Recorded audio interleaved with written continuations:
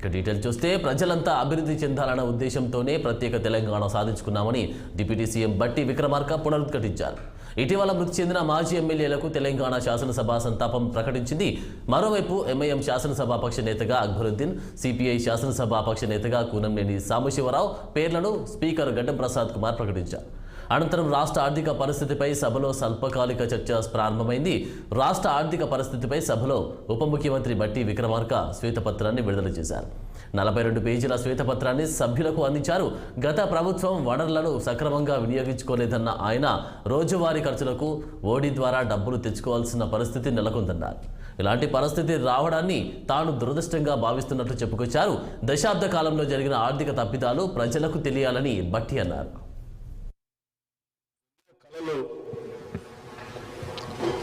ఎన్నో ఆశలు, ఎన్నో ఆకాంక్షలతో ప్రత్యేక రాష్ట్రం కావాలని, ఈ ప్రత్యేక తెలంగాణ రాష్ట్రంలో ఉన్నటువంటి ప్రజల జీవితాలన్నీ కూడా మార్పు చెందాలని, నిధులు, నీళ్లు, నియామకాలు ఆత్మగౌరవంతో కూడినటువంటి తెలంగాణ రాష్ట్రం ఏర్పడాలని, అందులో అందరూ అభివృద్ధి చెందాలనేటువంటి ఆశతో తెచ్చుకున్న తెలంగాణ రాష్ట్రం ఒక దశాబ్ద కాలం పాలన చేసినటువంటి గత ప్రభుత్వం తెచ్చుకున్నటువంటి ఈ తెలంగాణ రాష్ట్ర వనరుల్ని, ఆర్థిక వనరుల్ని, సహజ వనరుల్ని, మానవ వనరుల్ని అన్నింటినీ కూడా అనుకున్న లక్ష్యాల దిశలో నడిపించకపోవడం కన్న కళలన్నీ కూడా కళ్ళలుగానే మిగిలిపోయాయి. ఈరోజు ఆర్థిక పరిస్థితిని ఒకసారి చూస్తే చివరికి రోజువారీ ఖర్చులకు కూడా వేస్ అండ్ మీన్స్ ద్వారానో, ఓడి ద్వారానో డబ్బులు తెచ్చుకొని పాలన చేసుకోవాల్సినటువంటి దుస్థితిలో ఈరోజు ఈ రాష్ట్ర పరిస్థితి ఉంది. ఇటువంటి దుస్థితి రావటం నిజంగా తెలంగాణ ప్రజల యొక్క ఆవేదనని, బాధని దురదృష్టంగా నేను భావిస్తా ఉన్నాను. అందుకే ఈ దశాబ్ద కాలంలో జరిగినటువంటి ఆర్థిక అరాచకత్వాన్ని, జరిగినటువంటి తప్పిదాలని రాష్ట్ర ప్రజలందరికీ తెలియపరచవలసినటువంటి బాధ్యత, అవసరం. ఈ తెలంగాణ ప్రజల కలలు, ఆశలు, కోరికలు తీర్చాలనేటువంటి ఆలోచనతో, లక్ష్యంతో తెలంగాణ ఇచ్చినటువంటి కాంగ్రెస్ పార్టీగా మా అందరి ముందు ఉన్నటువంటి బాధ్యతగా మేము భావిస్తా ఉన్నాం. అందుకోసమే ఈ రాష్ట్ర ప్రజల ఆకాంక్షలను, కోరికల్ని నెరవేర్చడం కోసం ఈరోజు రాష్ట్రంలో ఉన్నటువంటి ఆర్థిక పరిస్థితి ఏంటి, ఇక్కడి నుంచి మనం మొదలు పెడితే మన భవిష్యత్తును నిర్మాణం చేసుకోవటం కోసం ఏ రకంగా అడుగులు వేయాలి, ఏ రకమైనటువంటి ఆలోచనలు చేసుకోవాలి అని ఈ పవిత్రమైనటువంటి శాసనసభలో వాస్తవ పరిస్థితులన్నింటినీ ఈ సభ దృష్టికి, సభ ద్వారా రాష్ట్ర ప్రజలకు కూడా తెలియజెప్పి ఇక్కడి నుంచి కొత్త జీవితాన్ని, మార్పును కోరుకుంటూ ఒక అద్భుతమైనటువంటి ప్రజలు ఇచ్చినటువంటి తీర్పుకి సహేతుకమైనటువంటి పాలన అందించాలన్నటువంటి ఆలోచనతోనే ఈరోజు ఈ శ్వేతపత్రాన్ని, రాష్ట్ర ఆర్థిక పరిస్థితిపైన ఉన్నటువంటి మొత్తం విషయాల్ని కూలంకషంగా శ్వేతపత్రం రూపేణ ఈ సభలో ప్రవేశపెడుతూ మీ ద్వారా గౌరవ శాసనసభ్యులందరినీ, ముఖ్యంగా ప్రతిపక్షాలకు సంబంధించినటువంటి శాసనసభ్యులను కానీ, ఈ సభలో రాష్ట్ర ప్రజల ఆకాంక్షలు నెరవేర్చాలనేటువంటి ఆలోచన కలిగిన ప్రతి సభ్యుడికి తెచ్చుకున్న తెలంగాణ రాష్ట్రం ఈ భారతదేశంలోని అద్భుతమైనటువంటి పురోగతిని సాధించడం కోసం మనందరం ప్రయత్నం చేయాలనే ఆలోచన కలిగిన ప్రతి సభ్యుడికి మీ ద్వారా నేను విజ్ఞప్తి చేస్తా ఉన్నాను. మేము ఈ సభలో ప్రవేశపెట్టేటువంటి, ఇచ్చేటువంటి ఈ వైట్ పేపర్ని, శ్వేతపత్రాన్ని సంపూర్ణంగా అవగాహన చేసుకొని అర్థం చేసుకొని భవిష్యత్తు కోసం ఈ రాష్ట్ర ప్రజల అందరి అభివృద్ధి కోసం సహేతుకమైనటువంటి సలహాలు సూచనలు కూడా ఇస్తారని నేను ఆశిస్తూ ఈ short discussion white paper and finances మీద చర్చ మొదలు పెట్టవలసిందిగా మీ ద్వారా విజ్ఞప్తి చేస్తా ఉన్నాను. Thank you.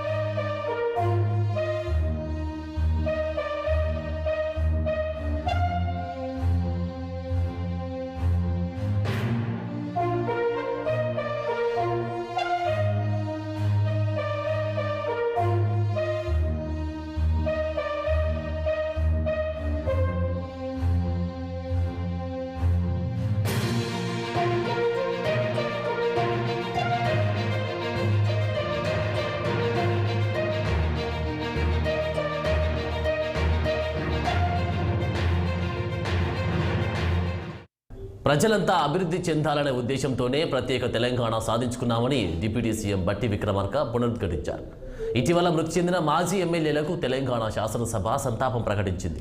మరోవైపు ఎంఐఎం శాసనసభాపక్ష నేతగా అక్బరుద్దీన్, అలాగే సిపిఐ శాసనసభాపక్ష నేతగా కూనంనేని సాంబశివరావు పేర్లను కూడా స్పీకర్ గడ్డం ప్రసాద్ కుమార్ ప్రకటించారు.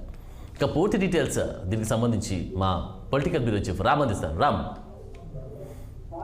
ఈరోజు ఉదయం 11 గంటలకు ప్రారంభమైన శాసనసభ సమావేశాల్లో ముందుగా దివంగత ముగ్గురు మాజీ ఎమ్మెల్యేలకు శాసనసభలో సంతాపం ప్రకటించారు. అనంతరం ఏదైతే రాష్ట్ర ప్రభుత్వం రాష్ట్ర ఆర్థిక పరిస్థితి పైన విడుదల చేయాలనుకున్న శ్వేతపత్రం విడుదల సందర్భంగా డిస్కషన్ స్టార్ట్ చేసింది. దీనికి ఎల్ఓపి లీడర్ శ్రీధర్ బాబుతో పాటు డిప్యూటీ సీఎం బట్టి విక్రమార్క అంతా డిస్కషన్కు స్టార్ట్ చేశారు. ముందుగా ప్రధాన ప్రతిపక్ష పార్టీ అయిన బీఆర్ఎస్ పార్టీ తరఫున హరీష్ రావును మాట్లాడాలని చెప్పి ముందుగా స్పీకర్ అనుమతించారు. దీంతో 42 పేజీల బుక్ను 4 నిమిషాల ముందు ఇస్తే ఎలా ప్రిపేర్ అవుతాము, కొద్దిగా సమయమైనా ఇవ్వాలి, నేను నిన్నటి నుంచి కూడా స్పీకర్ కార్యాలయము సెక్రటరీ కార్యాలయం చుట్టూ తిరుగుతూ అడుగుతున్నాను, ఎలాంటి పర్మిషన్ లేదని చెప్పారు. దాంతోపాటు ఎంఐఎం అక్బరుద్దీన్ ఓవైసీ కూడా ప్రభుత్వం ఇచ్చిన సమయం సరిపోదు కాబట్టి 40 నిమిషాలు లేదా కనీసం 1 అవర్ అనే టైం ఇవ్వాలని చెప్పి అడిగారు. తర్వాత సిపిఐ లీడర్ కూడా కూనంనేని సాంబశివరావు అదే కోరికను కోరారు. దీంతో ప్రభుత్వం మళ్ళీ దాన్ని ఆలోచించి ఖచ్చితంగా వీళ్ళందరూ సభ్యులు చెప్పిన విషయాలు పరిగణలోకి తీసుకొని ఆర్థిక పరిస్థితులపై విడుదల చేసిన శ్వేతపత్రానికి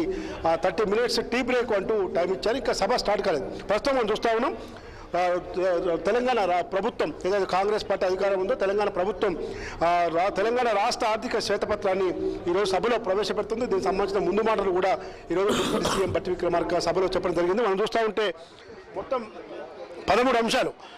ఒకటి తెలంగాణ బడ్జెట్ అంచనాలు, వాస్తవ వ్యయము, ఉమ్మడి ఆంధ్రప్రదేశ్లోని తెలంగాణ ప్రాంతంలో ఖర్చు చేసిన వనరులు, రెవెన్యూ వసూళ్లలో పోకడలు, రుణ పోకడలు, పెరుగుతున్న రుణభారం, కొనసాగుతున్న పనులు మరియు మూలధన వ్యయం, జీతపత్యాలు మరియు పెన్షన్ల ఖర్చు, పేజ్ అండ్ మీన్స్ ఆధారపడటం, రెవెన్యూ లోటు, ద్రవ్య లోటు, విద్య మరియు ఆరోగ్యంపై ఖర్చు. ఈ మొత్తం 12 అంశాలను కూడా ఈరోజు మొత్తం 42 పేజీల శ్వేతపత్రం బుక్లో ఈరోజు ప్రభుత్వం విడుదల చేసింది. మొత్తం కూడా దీనిపైన చూస్తే మొత్తం కూడా ముఖ్యంగా రాష్ట్ర ఆర్థిక బడ్జెట్ అంచనాలు వాస్తవ వ్యయం పేరుతోటి మొత్తం 2014 నుంచి 2023 వరకు ఎలాంటి ఆడిట్ అయింది. General of audit and general of India కూడా ఏం చేసింది. బడ్జెట్ ఎస్టిమేట్స్ 2,90,396 ఉంటే ఈ 51% ఎక్స్పెన్సెస్ అయిందని చెప్పింది. అదేవిధంగా ఈ విధంగా బడ్జెట్ మొత్తం కూడా ఇతర రాష్ట్రాలతో పోలిస్తే మన రాష్ట్రం ఏ విధంగా ఉంది, అదేవిధంగా బడ్జెట్ సంబంధించిన విద్యుత్ అంశంలో కానీ, తర్వాత తర్వాత ఈ రాష్ట్ర ఆర్థిక పరిస్థితి కానీ ఇరిగేషన్ సంబంధించిన విషయాల్లో కూడా అనే మొత్తం పూర్తి డీటెయిల్స్తో 2004 నుంచి 2014 ఉమ్మడి ఆంధ్రప్రదేశ్ బడ్జెట్లో అంచనాలకు వాస్తవ వ్యయానికి బడ్జెట్ సరాసరి వ్యత్యాసం కేవలం 13% మాత్రమే. కానీ 2004 నుంచి 5, 2013 నుంచి 14 బడ్జెట్ వ్యయం చూస్తే మొత్తం కూడా ఈ 87%కి చెంది. ఈ విధంగా మొత్తం కూడా బడ్జెట్ సంబంధించిన పూర్తి వివరాలను కూడా ఈ పుస్తకంలో ఈ బుక్లో పెట్టారు. మొత్తం కూడా 1956 నుంచి తర్వాత 1986 నుంచి కూడా వివరాలు ఇవన్నీ కూడా ఇవ్వడం జరిగింది. బట్ మొత్తం కూడా ఈ విధంగా తాగునీటి కార్యక్రమాలు కానీ IIIT వంటి ముఖ్యమైన కార్యక్రమాలు, రిమ్స్, గాంధీ హాస్పిటల్, MGM ఆసుపత్రి వంటి అంశాలు కూడా ఇందులో పొందుపరచడం జరిగింది. 2023-24 ఆర్థిక సంవత్సరానికి కానీ రాష్ట్ర 3,89,673 కోట్లకు చేరుతుందని అంచనా వేయబడింది. మరియు ప్రభుత్వం హామీ ఇచ్చిన SPVల రుణాన్ని కూడా పరిగణలోకి తీసుకుంటే వాస్తవ రుణము 5,16,881 కోట్లు అవుతుంది. ఇంకా ప్రభుత్వం హామీ ఇచ్చిన రుణాలను కలుపుకుంటే మొత్తం 6,12,343 కోట్లకు చేరుతుందని చెప్పి ఈ 2023-24 సంవత్సరానికి బడ్జెట్ సంబంధించింది ప్రభుత్వం ఈ నోట్లో పేర్కొంది. కాబట్టి ఈ విధంగా మొత్తం కూడా కాంగ్రెస్ ప్రభుత్వం ఏదైతే 6 గ్యారంటీల అమలుకు ముందుకు పోయేందుకు సిద్ధపడుతుందో ఇప్పటికే గత 9 ఏళ్ల ప్రభుత్వ కాలంలో BRS పార్టీ ప్రభుత్వ కాలంలో 2 లక్షల కోట్లకు పైగా అప్పులు ఉన్న తరుణంలో ఈ మళ్ళీ ప్రభుత్వం ఇప్పుడు అమలు చేయాలంటే మాత్రం 6 లక్షల కోట్లకు పైగా ఈరోజు బడ్జెట్ అంచనా వ్యయాలకు రూపొందించింది. ఈ విధంగా రాష్ట్ర ఆర్థిక పరిస్థితి పైన కాంగ్రెస్ ప్రభుత్వం ముఖ్యమంత్రి రేవంత్ రెడ్డి ఇతర మంత్రులందరూ కూడా వివిధ శాఖలపై ఇప్పటికే ఇరిగేషన్ పైన, విద్యుత్ పైన, ఫైనాన్స్ పైన అన్ని రంగాలపైన కూడా గత మంత్రులుగా బాధ్యతలు చేపట్టప్పటి నుంచి కూడా ఆర్థిక రంగ ప్రముఖులతో పాటు ఆర్థిక శాఖ ఇతర శాఖల అధికారులందరితో కూడా ఈరోజు వాళ్ళు సమావేశమయ్యారు. ముఖ్యంగా ఇరిగేషన్లో, విద్యుత్తులో 1,000 కోట్ల వ్యయం ధనం వృధా అయిందని చెప్పే అంచనాకు ప్రస్తుత ప్రభుత్వం వచ్చింది. దీన్ని ఎలా ప్రజల ముందు ఉంచాలి, PRS ప్రభుత్వ వైఫల్యాలను ఏ విధంగా ప్రజల ముందు ఉంచాలని దానికోసమే ఈరోజు ప్రత్యేకంగా రాష్ట్ర ఆర్థిక పరిస్థితిపై శ్వేతపత్రం విడుదల చేసేందుకు ఈరోజు ప్రభుత్వం సిద్ధమైంది. ఈ సిద్ధమైన ప్రభుత్వం విరామ సమయంలో మొత్తం సభ్యులందరూ కూడా ఈ శ్వేతపత్రంపై కొంచెం అవగాహన పెంచుకునేందుకే సమయం ఇచ్చింది. ఈ నేపథ్యంలో చర్చ సభ ప్రారంభమైనాక చర్చ ప్రారంభమైతే ముందుగా అసెంబ్లీ లోపల శ్వేతపత్రం విడుదలపై పవర్ పాయింట్ ప్రజెంటేషన్ ఉంటుంది, LCD ప్రొజెక్టర్స్ ఏర్పాటు చేశారు అని చెప్పి ముందుగా చెప్పినప్పటికీ కూడా అసెంబ్లీ స్పీకర్ కార్యాలయం కానీ అసెంబ్లీ కార్యాలయం కానీ అలాంటి LCD ప్రొజెక్ట్స్ కానీ ఏం కూడా ఏర్పాటు చేయలేదు.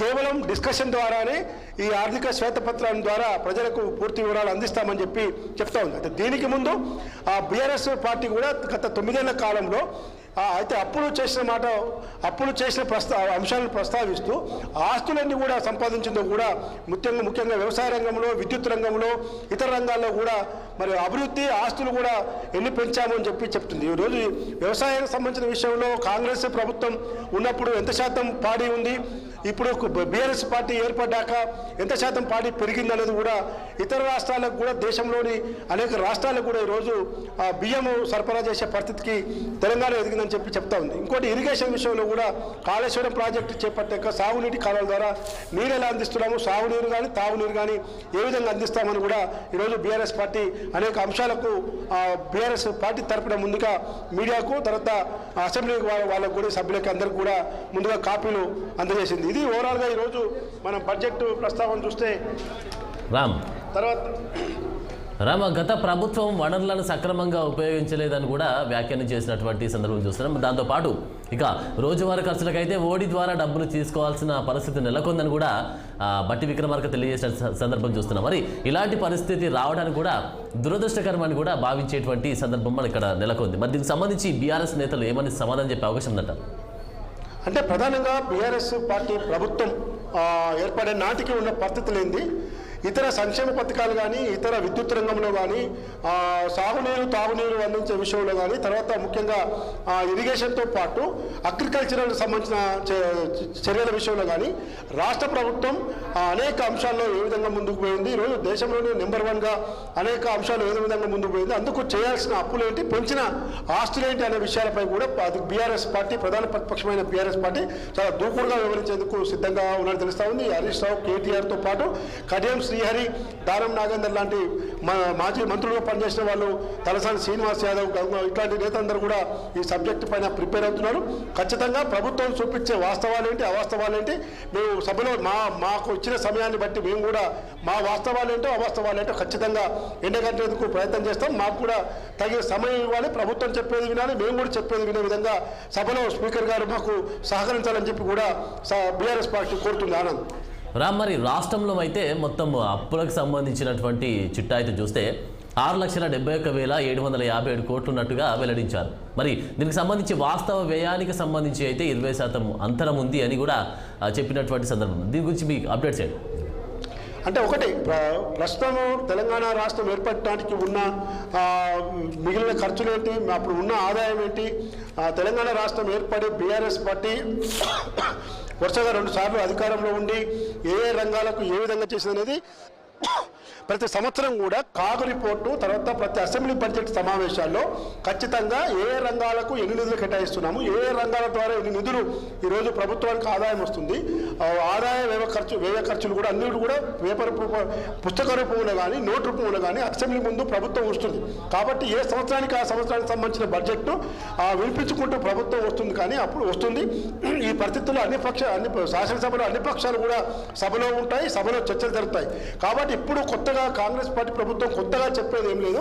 రాష్ట్ర ఆర్థిక పరిస్థితి పైన బీఆర్ఎస్ పార్టీ చేసిన తప్పిదాలను ఖచ్చితంగా ప్రభుత్వం తప్పుదోవ పట్టించి ఈ పథకాలను అమలు చేయకుండా పొందేందుకే ప్రయత్నం చేస్తుంది తప్ప నిజంగా పథకాల హామీలకు తగ్గ నిర్ణయాలను తీసుకునే చర్యల్లో కాంగ్రెస్ లేదని చెప్పి బీఆర్ఎస్ పార్టీ వివరిస్తుంది. కాబట్టి బీఆర్ఎస్ పార్టీ తరఫున కూడా కాంగ్రెస్ వైఫల్యాలను, కాంగ్రెస్ చెప్పే అబద్ధాలు తిప్పికొడతామని చెప్పి సిద్ధమవుతుంది.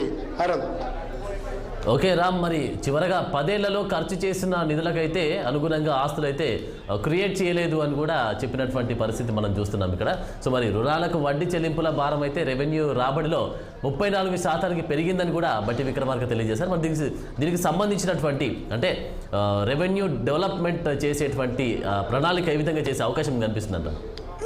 అంటే ప్రస్తుతం పెరిగిన ఆర్థిక ఒత్తిడి కారణంగా రాష్ట్రం ప్రతిరోజు ఆర్బీఐ కల్పించే వచ్చే వేస్ట్ అండ్ మేనేజ్మెంట్ మీన్స్ ఆధారపడి ఉంటుందని చెప్పింది. 2014లో రాష్ట్రం మొత్తం 100 రోజులకు సానుకూల బ్యాలెన్స్ కలిగి ఉన్న పరిస్థితి నుంచి 10% కంటే ఎక్కువ తక్కువ రోజుల్లో రాష్ట్రం సానుకూల బ్యాలెన్స్ కలిగి ఉన్న ఆర్థికకి రావడం తర్వాత అపారమైన ఆర్థిక ఒత్తిడి చూపుతుంది. పర్యవసానంగా రాష్ట్రం విద్య, వైద్యం, ఆరోగ్యం వంటి కీలక రంగాలపై తగినంత డబ్బులు ఖర్చు చేయలేకపోయింది. ఈ రంగాల బడ్జెట్ మొత్తం కూడా వ్యయం యొక్క నిష్పత్తి ప్రకారం దేశంలోనే అత్యల్పంగా ఉందని చెప్పి తెలుస్తుంది. కాబట్టి పై వాస్తవాలను జాగ్రత్తగా విశ్లేషిస్తే 2014లో మిగులు రాష్ట్రంగా ఉండి దేశంలోనే అత్యంత వేగంగా అభివృద్ధి చెందిన ఆర్థిక వ్యవస్థలో ఒకటిగా ఉన్న తెలంగాణ రాష్ట్రం ఇప్పుడు అప్పుల ఊపిలో కూరుకుపోయిందని చెప్పి నోట్లో పేర్కొన్నాను. ఏదేమైనా వివేకంతో, బాధ్యతాయుతంగా, పారదర్శకంగా అధిగమించేందుకు ప్రభుత్వం కృతనిశ్చయంతో ఉంది. అన్నింటినీ అధిగమించి రాష్ట్ర ఆర్థిక వ్యవస్థపై ఈ దశలో మొదటి అడుగు అని చెప్పి ప్రభుత్వం తమ పుస్తకంలో శ్వేతపత్రం విడుదల చేసిన పుస్తకంలో తెలుపుతుంది. Anand thank you Ram.